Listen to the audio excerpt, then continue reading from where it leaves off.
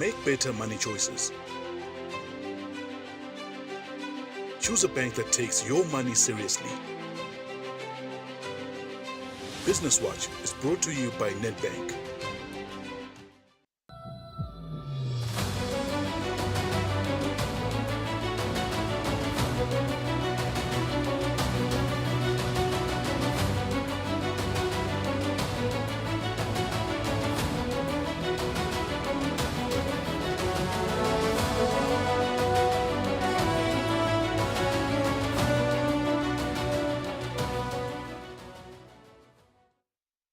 It's 2 p.m. Central African time. Good afternoon and welcome to this edition of Nedbank Business Watch. On the show today, we want to look at the preparedness of our Ministry of Tourism in terms of preparing our tour guides as well as tour operators regarding this particular tourism season that they want to, leverage and make a boom out of. Outside of that, we will have Sanalus Via joining us in studio to discuss some of the tectonic shifts that are happening geopolitically. And then Nelson Ndlangamandla sits down to talk to Nhlanhla Mapanga, the executive member at the Eswatini Architects and Surveyors Association. They discuss local architects and engineers, their preparedness for large-scale construction. On another note, we will look at the Ministry of Agriculture officers being trained on procurement. It's another developing story that is happening today. And then we'll have Nozibusiso Dembe at the end of the program for our market analysis. Mcebo Masuk will join us as well to talk about the Nedbank funeral cover. Let's start the show by looking at business news. Digital helps you make cross-border payments. Human gives you global specialists. Digital allows you to apply for a loan anytime, anywhere. Human connects you to credit experts. Digital puts you in control of your money, while Human connects you to wealth advisors. Digital allows you to freeze, unfreeze, cancel, and reorder your card. Human gives you that personal touch. Digital when you want it. Human when you need it. Get the complete private banking experience with Nedbank Private Clients.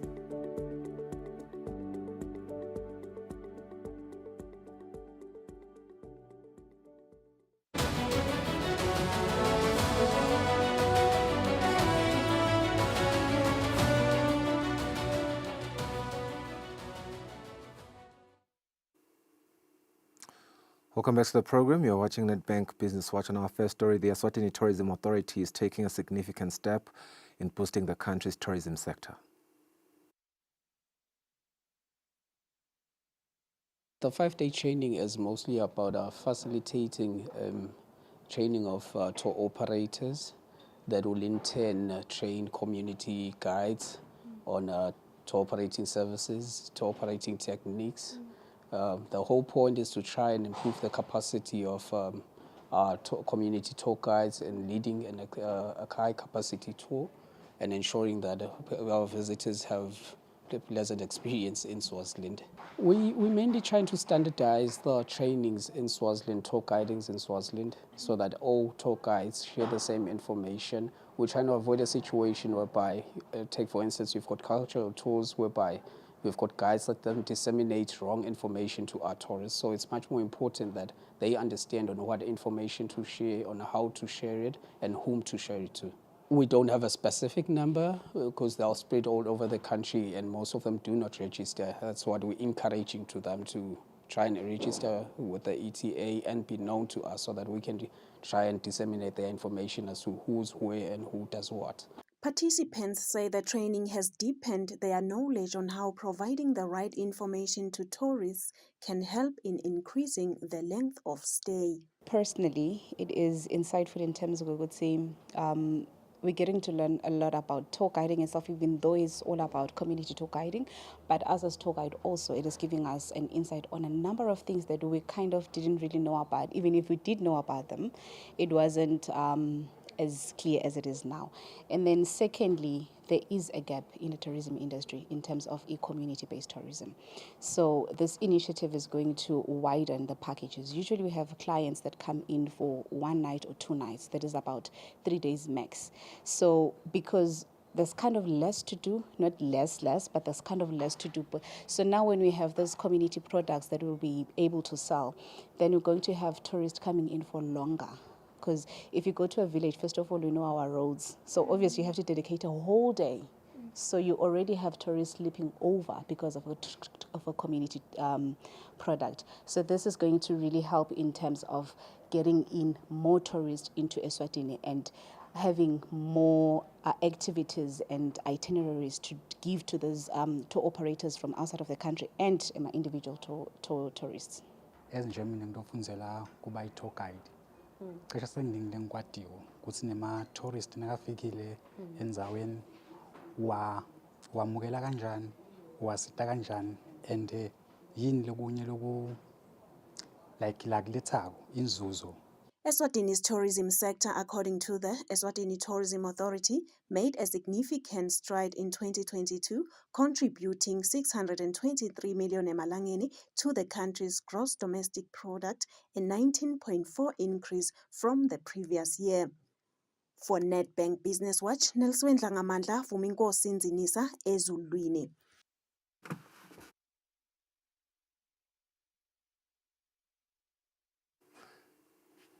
In a movement to strengthen Eswatini's agricultural sector, officials from the Ministry of Agriculture are currently undertaking training in procurement under the Eswatini Livestock Value Chain Development Program by the International Trade Center. Now, this initiative is a key part of the government's efforts to enhance the livestock industry and improve rangeland management. We have our support system in Geneva that is in country training the Ministry of Agriculture Extension Officers, because we are actually implementing a Eswatini Livestock Value Chain project as ITC in collaboration with the Ministry of Agriculture. And this is a procurement training where we are building capacity on the extension officers. Since procurement is the biggest challenge when it comes to project implementation.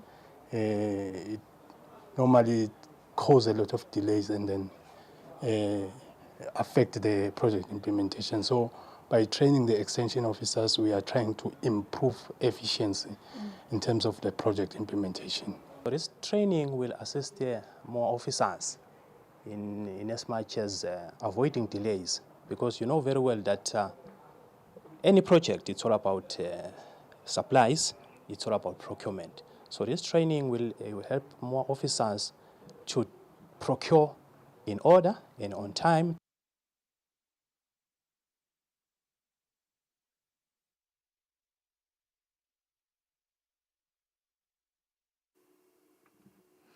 Okay, let's go for a net break. We'll be back with Sunny Lesbia.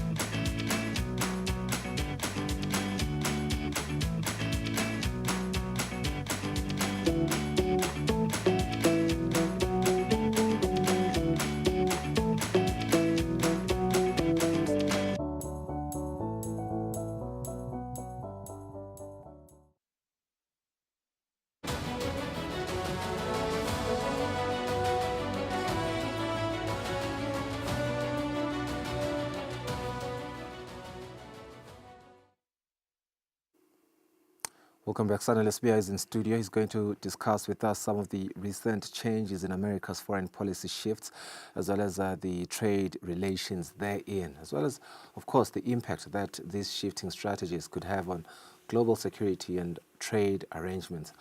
He's in studio. Sana, good afternoon. Welcome to the program once again. A lot is happening in America since Trump assumed office. We've seen quite a lot. The seismic policy shifts, of course, economic tremors, the domino effect that we should expect there. Maybe let's start with Washington. We are seeing it recalibrate from trade barriers to security realignments. Are we witnessing a fundamental reshaping here, or is this just another cycle of power plays? Good afternoon, Mr. Nxumalo, and thank you for having me.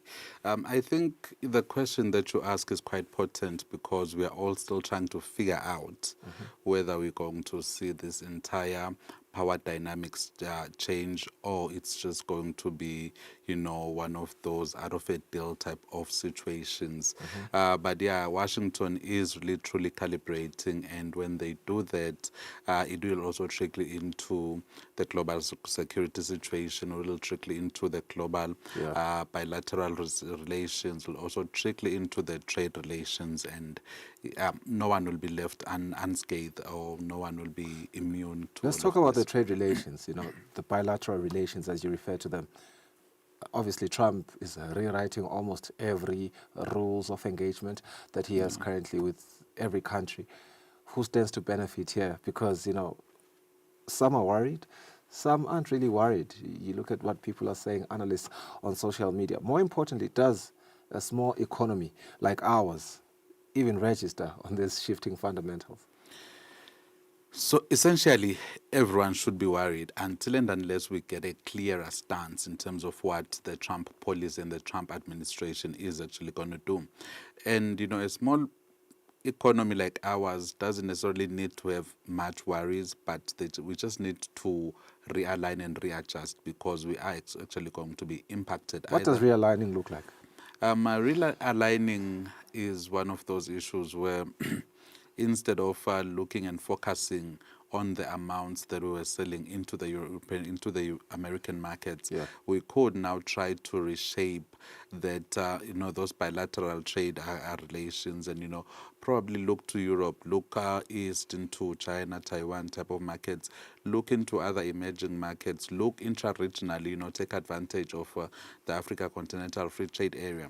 Yes, there is going to be a cost to adjustments, but all adjustments come at a cost, and then we would then see that stabilization of the policy and the trade relations thereafter. So that is realignment, which is essentially what the entire globe is pondering on and what the entire globe is trying to do right now. And it's pondering on from all facets, if we're being frank about it, because, we the old adage, when America sneezes, the whole world catches the cold.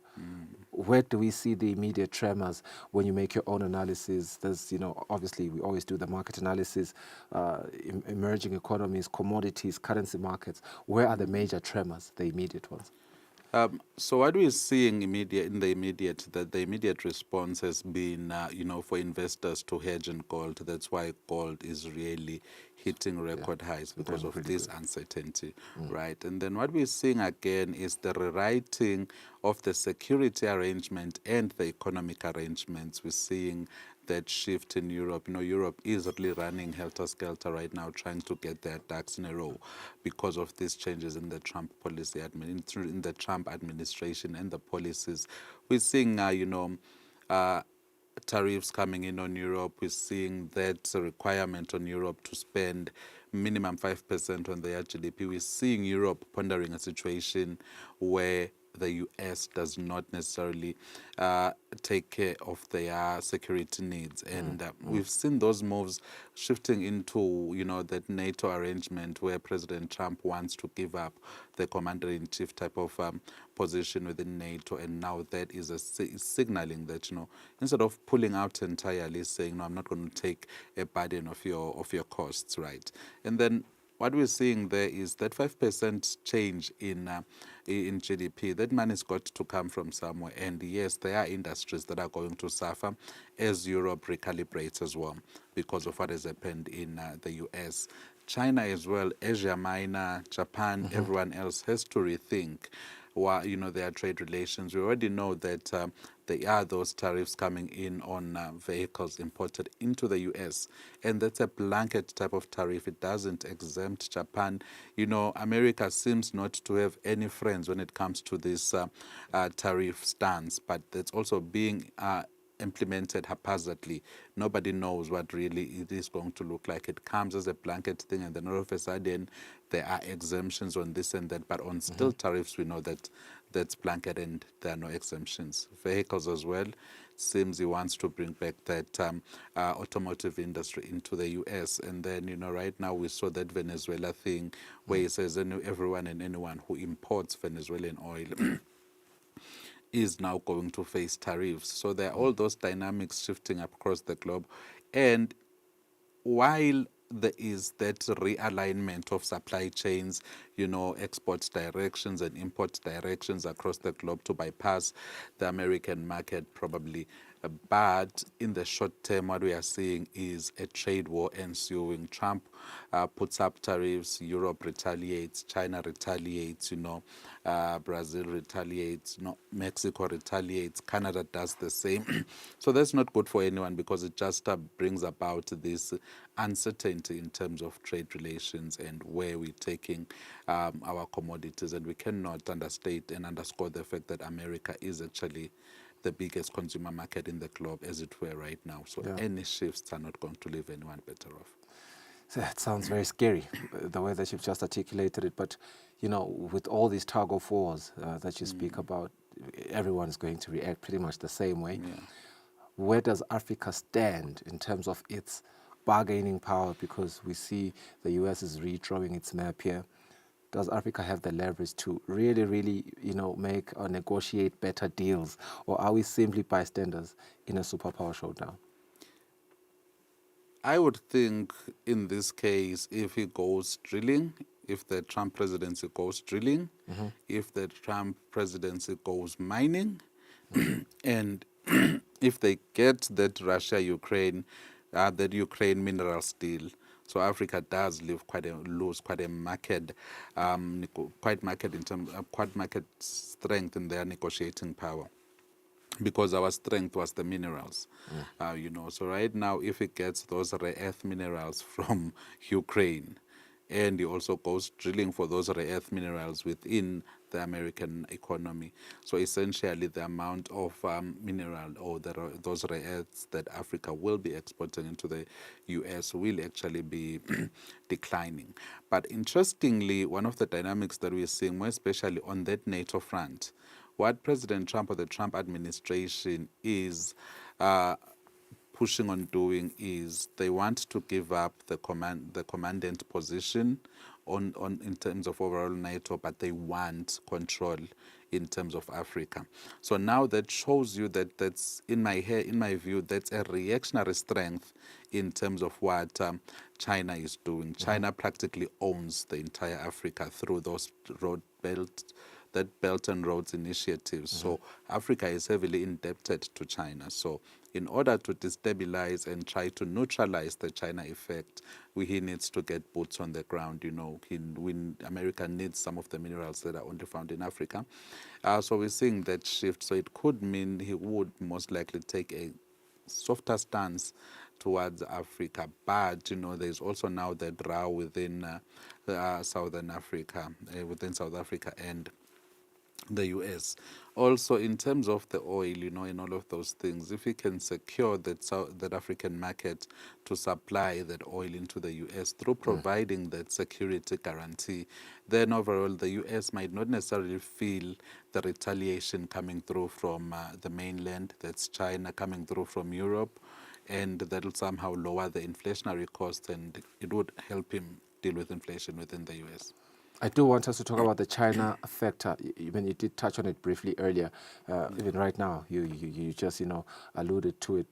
But our position as Africa, with South Africa right now, obviously the expropriation, which I believe there's a bit of ambiguity that America is reading it, and I think it's intentional, really.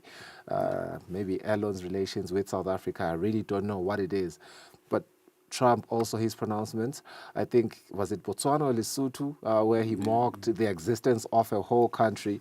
Yeah. Do we want as Africa to continue to have relations with a presidency that views Africa like this? And this is an age-old debate where we know that it doesn't view Africa as a significant continent.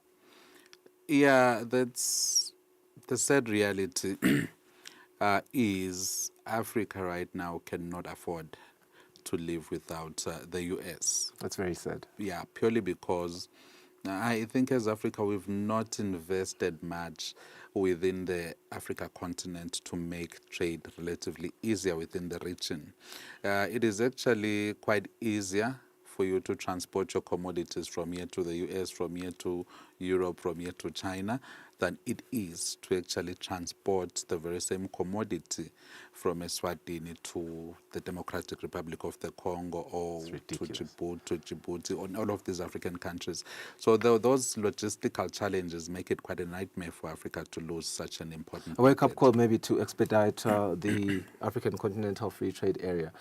Surely it would come in as a lifesaver right now. But thank you, Sanele, for coming into the program. Your insights always really, really wonderful and needed. Let's go for a net break. Stop. We have to go back.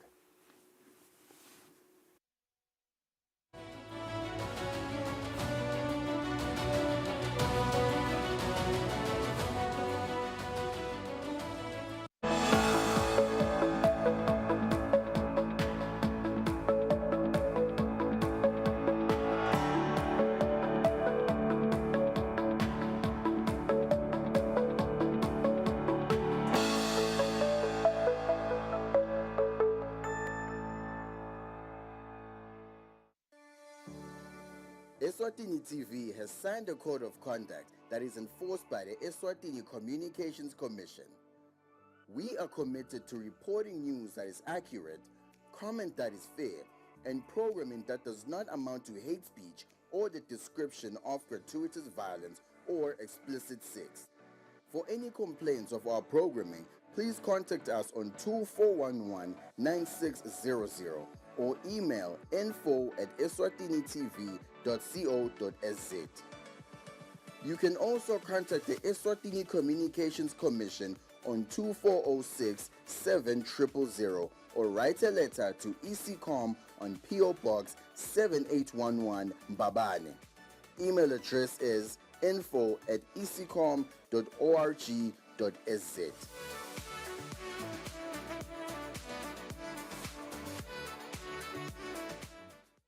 Digital helps you make cross-border payments. Human gives you global specialists. Digital allows you to apply for a loan anytime, anywhere. Human connects you to credit experts. Digital puts you in control of your money, while Human connects you to wealth advisors. Digital allows you to freeze, unfreeze, cancel, and reorder your card. Human gives you that personal touch. Digital when you want it. Human when you need it. Get the complete private banking experience with Nedbank Private Clients.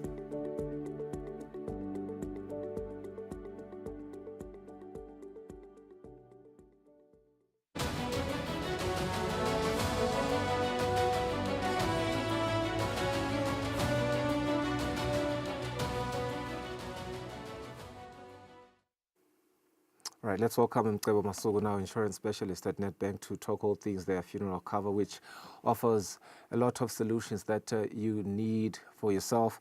Life is very, very unpredictable, and death is said to be inevitable. Preparation is everything, therefore, and when it comes to protecting your family from financial strain during difficult times, it is very, very important that you have a solid funeral plan that is not only an option, but a necessity, and Nedbank offers that.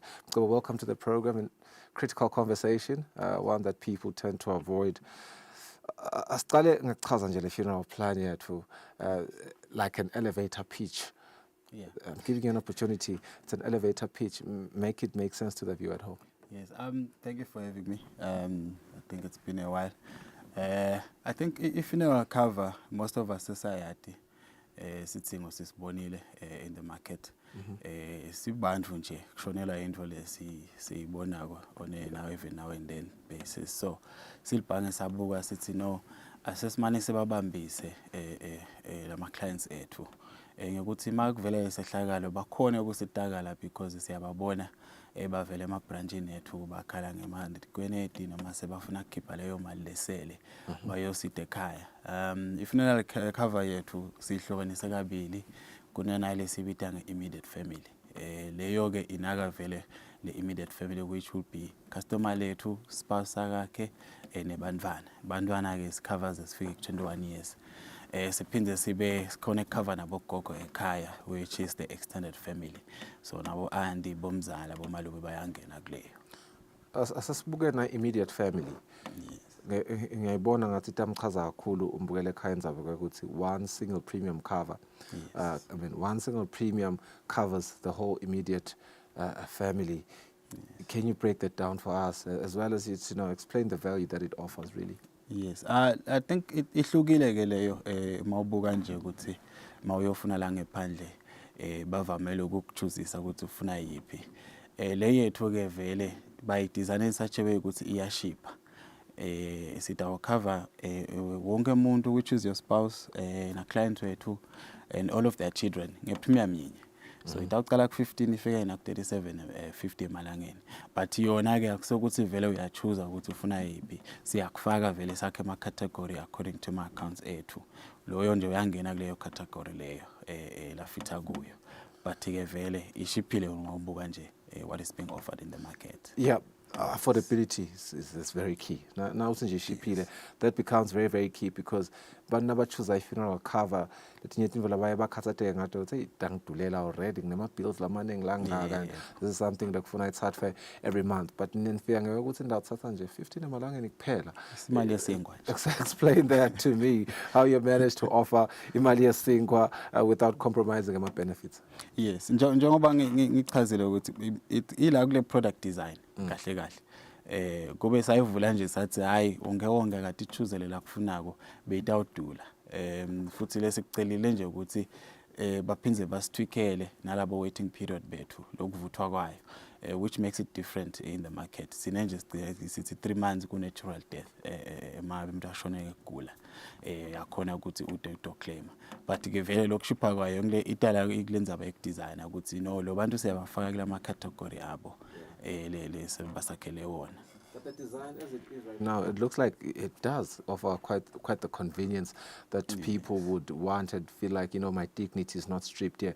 Manteka indaba yokuthi promise my payouts in 48 hours. This is once all documents are submitted. Nalapho ngidacela lama documents washo, but how does this rapid turnaround really set your offering apart? Yes.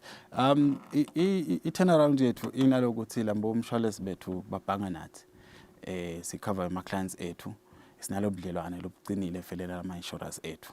Mawufaka nje konke kuphelele siyakhona ukuthi sigijimisele basheshe babhadale. Nalo 48 hours gona maximum. Sisale manje ukuthi sizame kwenda as early as possible. It can be 24. It can even be the same day. Okay. Njengoba ngikhuluma nje nanyalo khona le ngifake ekseni nyalo seyibhadela. Ngilokhulumisa lenzaba lendlela lesinalo budlelwane yabo nalama insurance ethu. But that happens when all documents are submitted kumala. Yes, ema documents lamqoka ngihlale ngibekisa nje ngekuthi thatha lama documents lo wamixile kuyo wakha le certificate section which will be your ID yalo loshonile, usiphe lencwadi yasemphakathini makashonele ekhaya, medical report makashonele esibhedlela. Uma ngabe ku accidental death sicela ne police report ngoba phela kufanele kubiwe indaba ethi kanjalo emaphoyiseni. Siphinze sicele nesikubita ngeproof of relationship, basically sikhombisa ukuthi nihlobene njani nalo yomuntu. Kungaba certificate sekudalwa noma semshado kudependa ukuthi ngibalo loshonile ungubani. Uma bekude le certificate bese sethi ke hamba ufunga emaphoyiseni ukuthi yathi kude naku kepha sihlobene kanje nasemphakathi bayakwenda. Sesendela phela ukuthi singabanjele la ngilo yokugududa, but ke vele kuyendeka ukuthi into lahleke. Maybe certificate so maybe sekwashona make sekuda kusatholakala into yakhe takatheni. Siyasho ukuthi no gijima emaphoyiseni noma emphakathi sitakusida. Yes, sithemba eMaswati eminyakeni letakata ufunza ku storage akubo cloud cishe wonke ama documents avela retrieve, but seselapho sitekile indzaba immediate family. We looked at the cover there, but the game changer, I think for me, what stands out is the extended family cover. Allowing me as a partner, I don't know if it goes that deep. Talk to me about how this one sets you guys apart. Yeah, Lena, I think the biggest difference ukuthi ngile waiting period yethu siyende ukuthi yaba 3 months isheshe ivuthwe yona.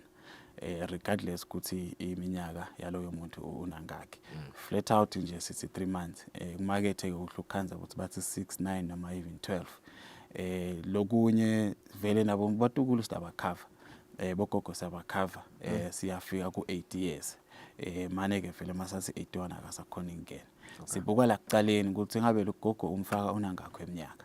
Maka below lo 80 uyangena uyampadalela ipremium.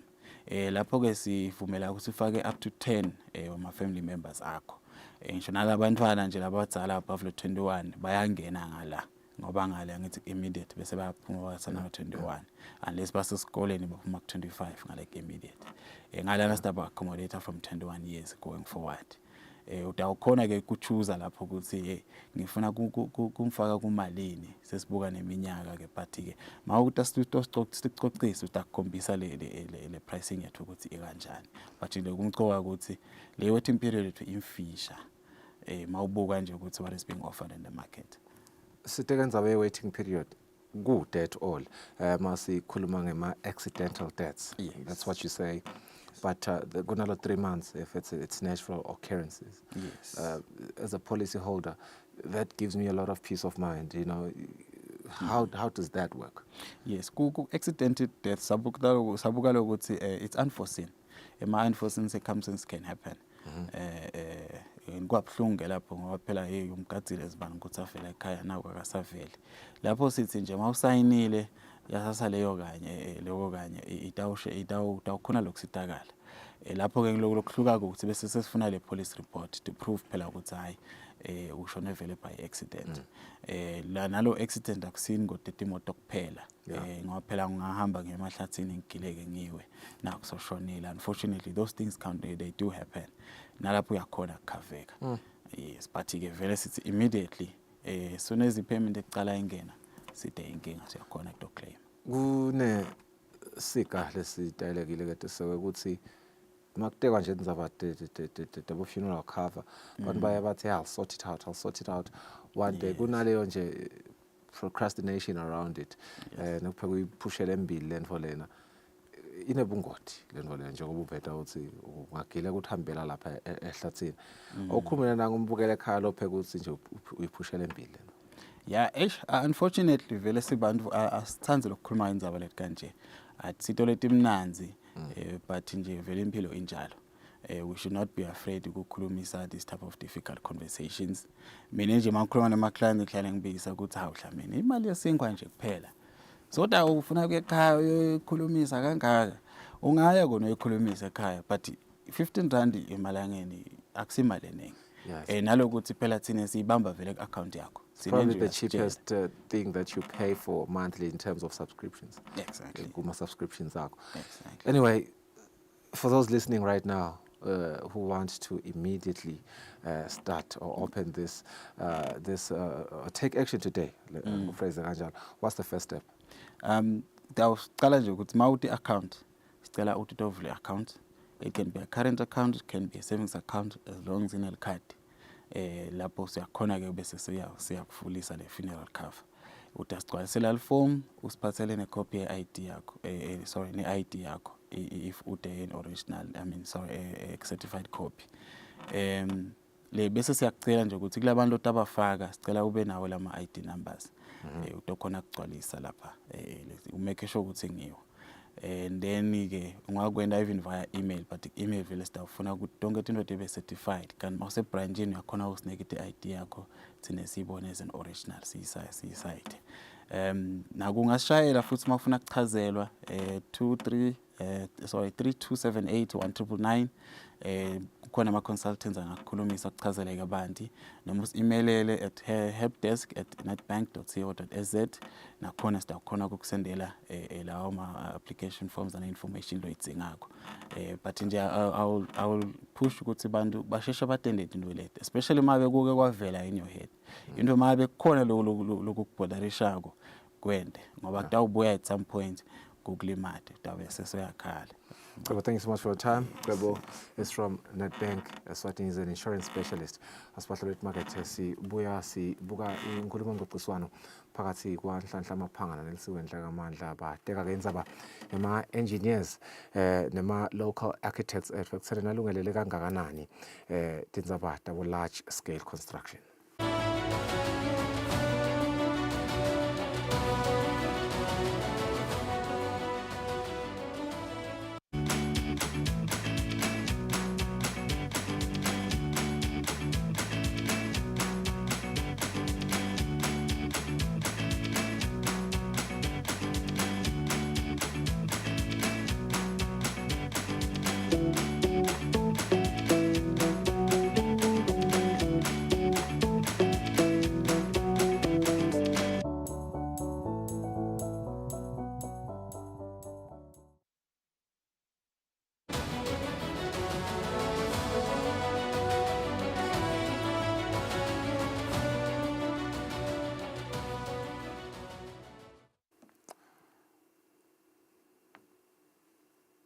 The role of architects and engineers in maintaining high standards is more crucial than ever, especially with the introduction of the Citizen Economic Empowerment Act. Now, as the Act encourages more local businesses to participate in large-scale construction and infrastructure projects, it is very, very important that the industry leaders, the architects and engineers, they all adhere to strict professional standards. And our journalist, Nelsiwe Ndlangamandla, sits down with Eswatini Architects, Engineers and Surveyors Association's executive member, Nhlanhla Maphanga, who explains how they are professionalizing the space.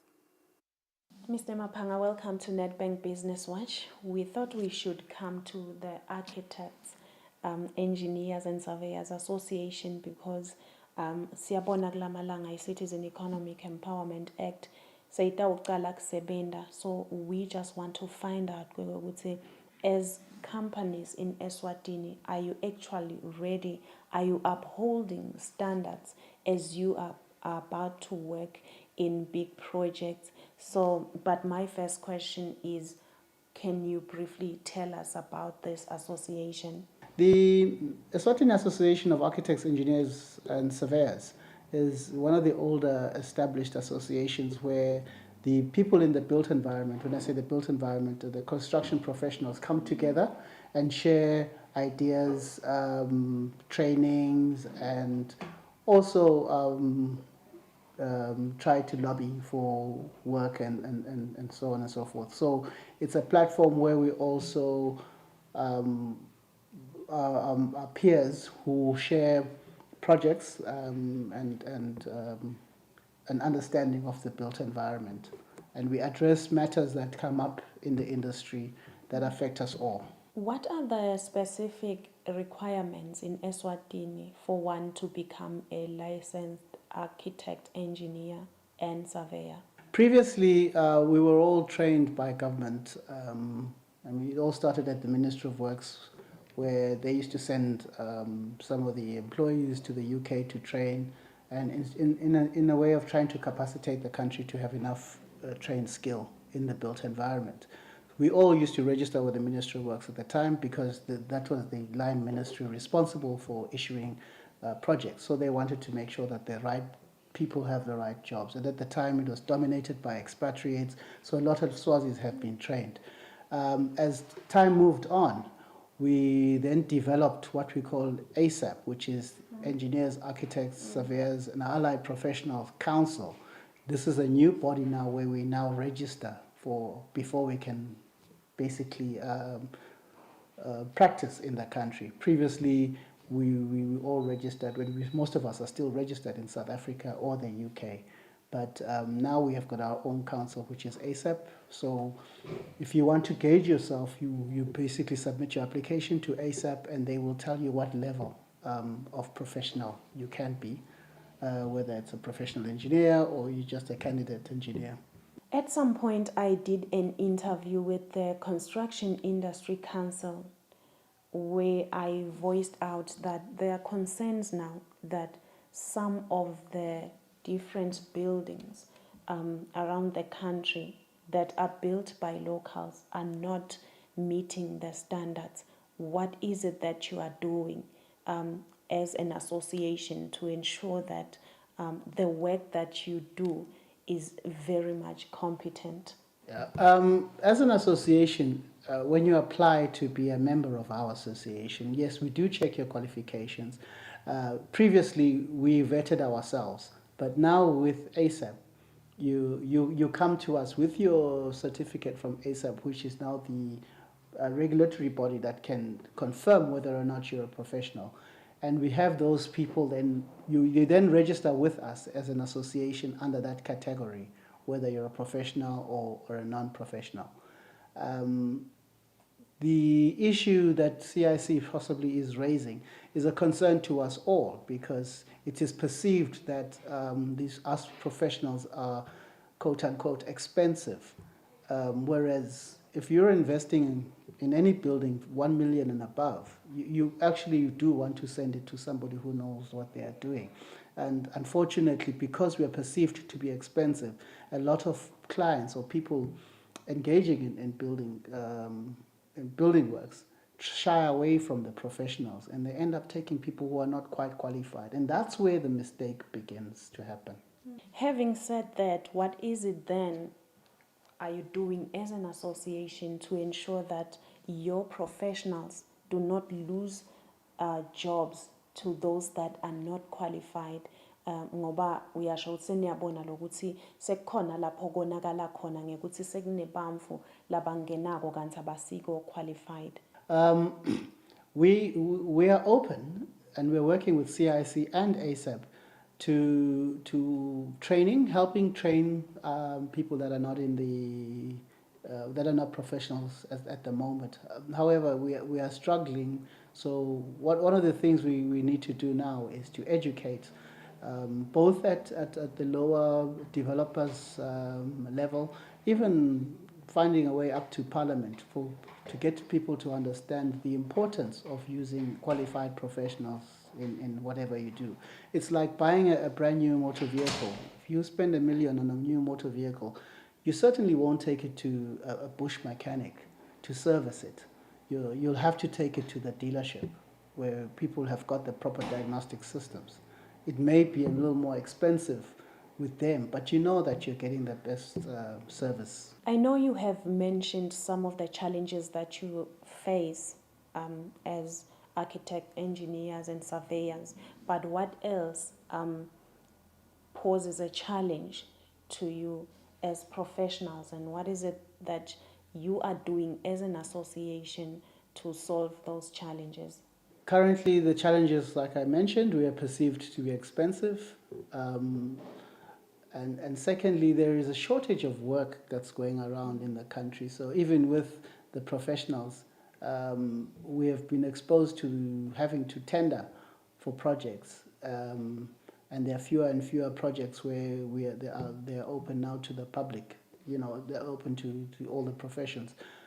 We are engaging CIC, we are engaging ASAP to assist us with ensuring that at least all projects where government is actually borrowing money from other people to be paid back, at least that work should be carried out by locals, because it doesn't make sense that we will borrow money from a particular funder and then they come with their own professionals as well and still leave with that money. So the money never circulates. We all know that for an economy to be boosted again, the money must first and foremost circulate amongst the locals. So we are working and negotiating on our behalf with the relevant authorities that doesn't happen anymore. You know, all new projects must happen in the country. I want us to come to the issue of valuers. I feel they are under your association. Kune concern lana kwekuthi nangicele nje umuntu ukuthi kunendlamu lengifuna kuyithengisa ubese loyo muntu uthi nangabe evaluate le ndlu bese uyadibukela naye ukuthi ngabe mina ngidawuthola malini ukhanze ukuthi the price hikes so much bamfu bagcine sebangasakhona nalokuyithenga le ndlu yami. What is it that you are doing about that? There are international valuation rules that we do use in the country, and properly registered professionals will do valuations to that regulation. When you talk about their costs as well, you see, you speak of the 10% fee because that's what goes to them. There is what we call an issue, scientifically calculated previously, and they help calculate how much time is required for any professional to adequately give attention to a particular job, whether it's designing or costing. Once you have a fee scale in place, then you have a guideline, and then you can always know whether somebody is too high or too low, for that matter. We are working with ASAP and CIC to try and develop that fee scale. And like I said, that fee scale becomes a guideline, because you will know that if somebody values your building too low, you can actually go towards the fee scale and say, but something like this is supposed to be in this region. So then you can accept whatever lower or higher, but there is a comparison standard or yardstick, I should say. We are trying to develop that for ourselves. Most people sometimes believe, lay people actually believe, that the fee scales are exorbitant fees that we're trying to charge for ourselves as professionals, but it also helps to protect them. The lawyers do it now. The medical practitioners do it. We need to do it as well in the built environment to protect everybody. What are the long-term plans that you have for this field as an association? First and foremost, we need to really make sure that we maintain the professionalism in the sector. If we let that go, it's going to be cowboy country. So we would like to bring back the structures to make sure that people come into an environment that is structured and is trustworthy. If you don't put your structures in place, you're creating what they call a cowboy country situation, where people will come in, some people not even qualified, and end up getting a lot of work because of who they know who, they paid who. So for us to maintain that, we want people to be proud of what they're doing, not chase the money, but chase the product. So that's what we want to pride ourselves in, how well we've developed a project, how we've saved money, or how unique it is to the world. I mean, we were really proud of the bridge in Eswatini that won awards, and for it to happen in Swaziland. That's what we're about as well, producing buildings and structures that can be internationally recognized. How are clients compensated, Mr. Mapanga? I'll make an example. I asked someone to draw a house for me. Where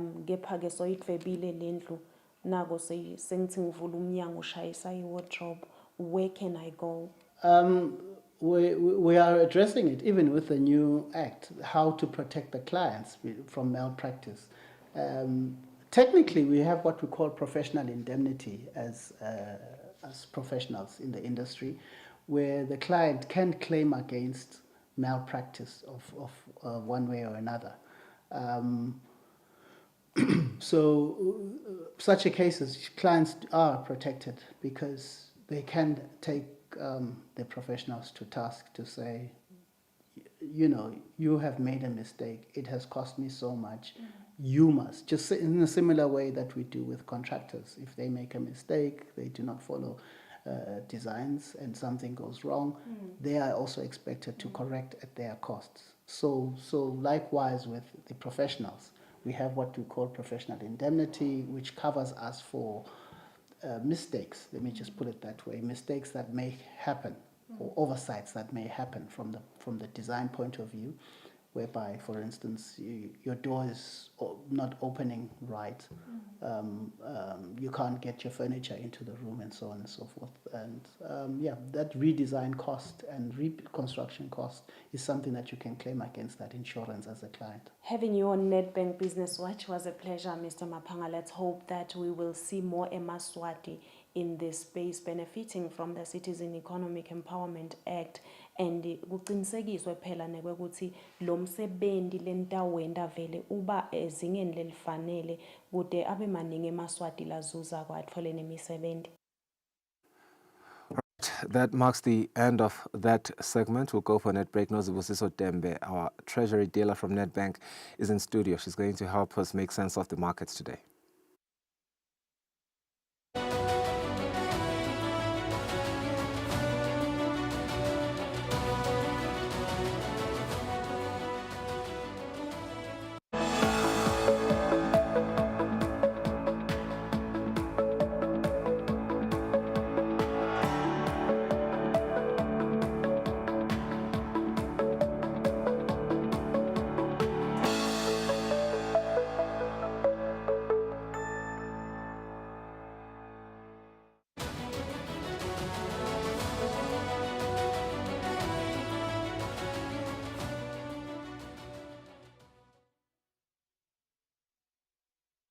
Welcome back to the program. We have Nozibusiso Dembe, our treasury dealer. She's in studio. She's helping us make sense of the numbers that we are seeing today. Maybe we'll start with the foreign exchange. Zibuza, welcome you to the program. Good afternoon to you. Afternoon. USD/ZL, it has strengthened, but it's very slight.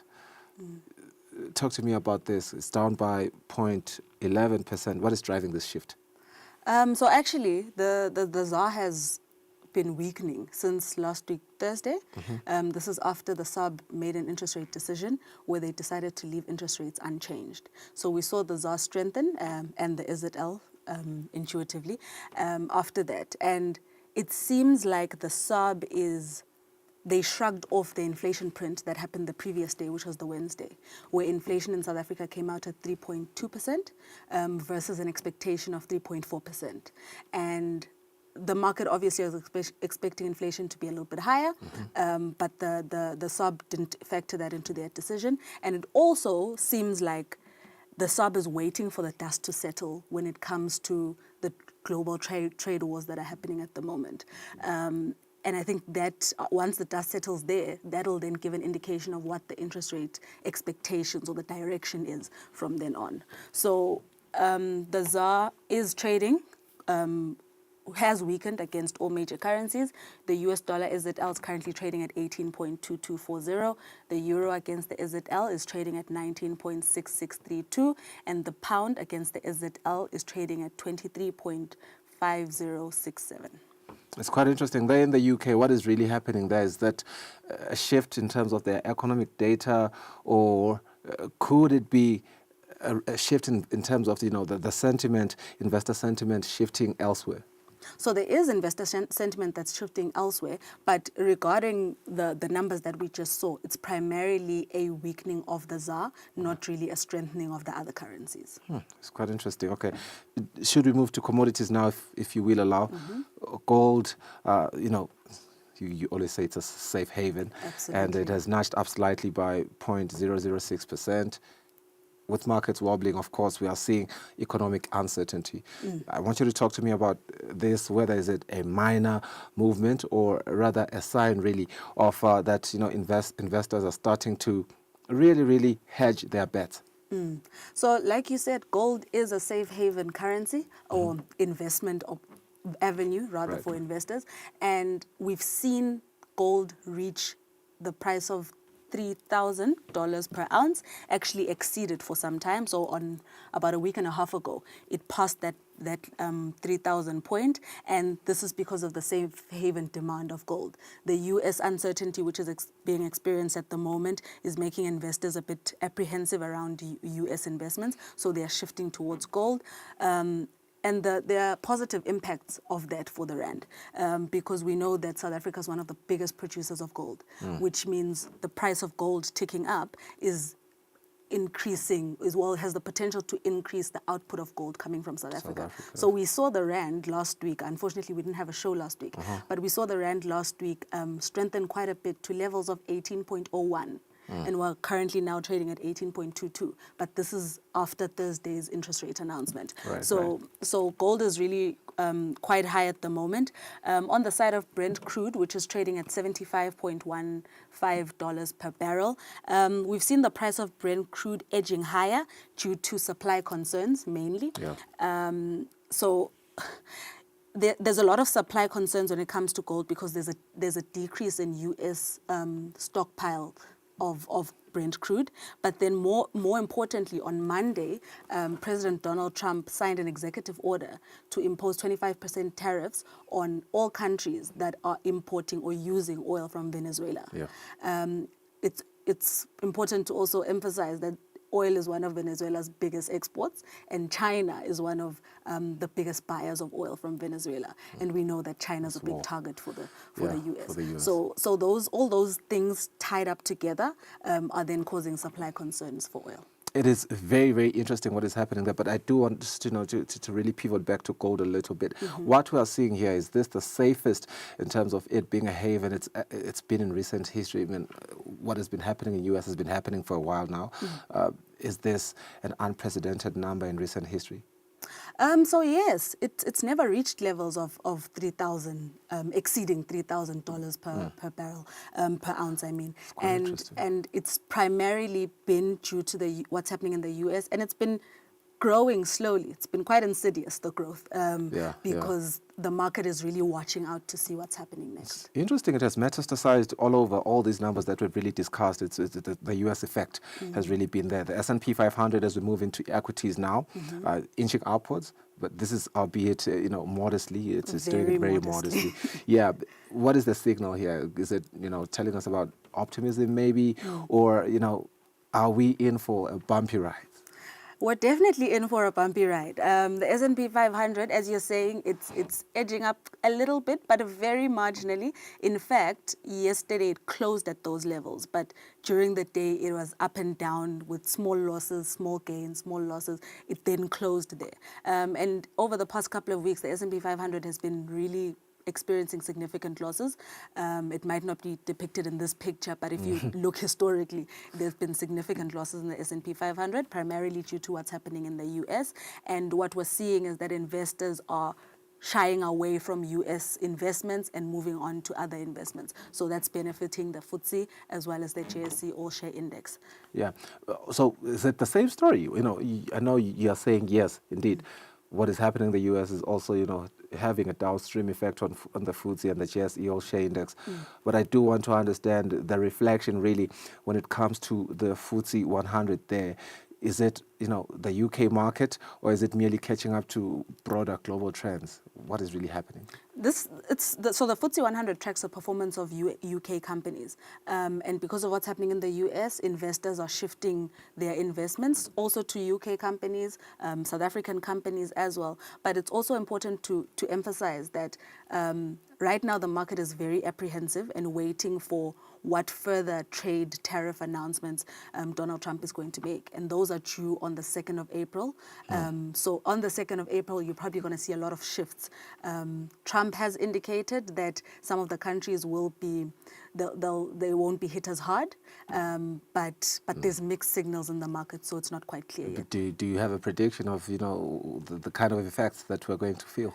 It's not good for me to give a prediction. Well, he's very predictable right now as it stands.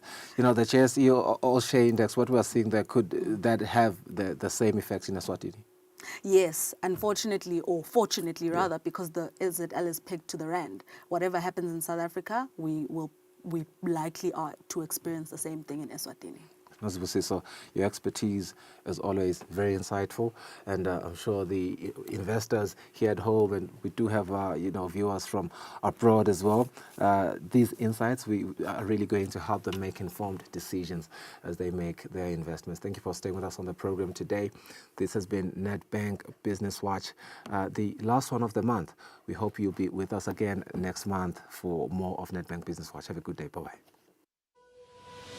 Make better money choices. Choose a bank that takes your money seriously. Business Watch was brought to you by Nedbank.